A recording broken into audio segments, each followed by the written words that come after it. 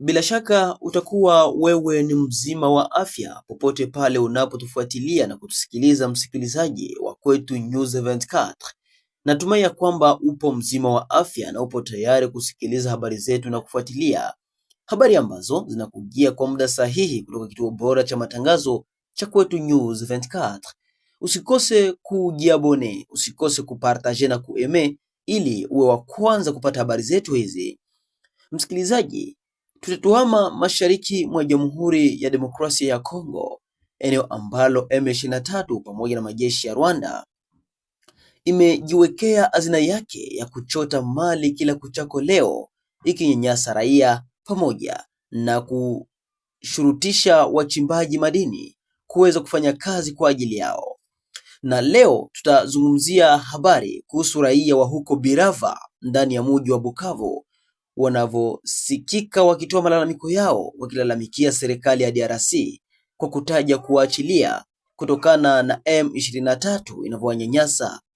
Sasa baadhi ya vijana wa huko Birava ndani ya mji wa Bukavu wamegeuza M23 kama mtego wa kunyanyasa ndugu zao pamoja na kuwanyang'anya mali ili waweze kuishi. Taarifa tulizozipata kwenye vyombo vyetu vya habari ni kwamba vijana wengi wa huko Birava wanatoa mali au pesa kwa M23 ili kuwapa silaha pamoja na vifaa vingine vya kijeshi kwa ajili ya kunyanyasa raia wa eneo hilo pamoja na kuwanyang'anya mali zao. Huyu hapa mmoja kati ya waliozungumza na Kwetu News 24 na kusema jinsi hali ilivyo kwa sasa maeneo ya huko Birava. Bonsoir Kwetu TV. Mimi ni mkaaji wa Birava, Bukavu. Sisi wakaaji wa este vraiment kwa kiukweli sheria za Kinshasa zinatuacha mu magumu moya yenye haina kipindi ya kuisha. Tunakatala. Sisi tunaresiste, tulikuwa tukiresiste kusema tuko resistant juu ya nyuma ya rais wetu Felix Antoine Tshisekedi Tshilombo, kwa sababu tuliona vizio yake ni nzuri, lakini tunaendelea kuuliwa na hawa wanye wanatutawala di Mateo Sware, wahuni wa rebele wa M23. Kwa kweli hapa Birava kuna maaskari polisi ni mavijana ambao walipatia pesa kwa M23 na wakaenda wakawafanyisha mafunzo ya siku ya juma mbili. Baada ya juma mbili wanawavalisha teni za watu akosi, kisha wanawapatia na mabunduki na wanawatuma kwao kwa mgini kwenye wanazalika. Hawa vijana wanatatiza Birava sana.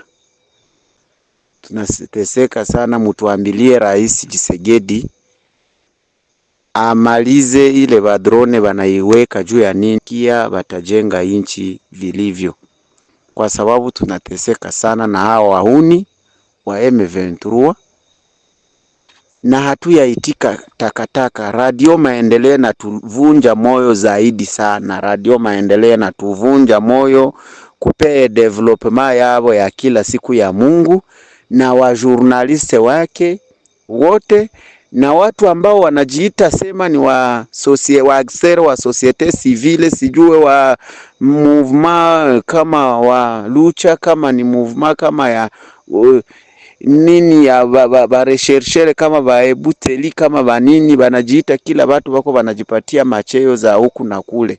C'est vrai kama jise gouvernement ya Kinshasa njo yenye inakatala dialogue, ita dialogue na barebele dede. Kama gouvernement ya Kinshasa njo inakatala dialogue, kama njo inakatala, eske tuna reconnaître M23 kama vile ni wakongomani? Kila mtu yeyote akajiunga na rebele étrangère kuise tunayua M23 ni parti ya barebele yenye rais wa nchi ya Kongo, lakini ilionekana kwamba mubaya hafichu wake aliamua kuonesha takataka kama yeye njo iko chanzo ya Kongo na kugabula inchi yetu amo marapili.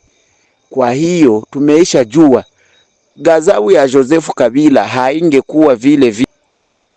Ile politike yabo ilikuwa politike ya gusemeti bagabule batafanya balkanizasyon, banakamata banakata parti yenye batanyanganya ku Kongo, bana installe inakuwa Republique de l'Est, kisha Kabila, Joseph Kabila anakuwa president wayo.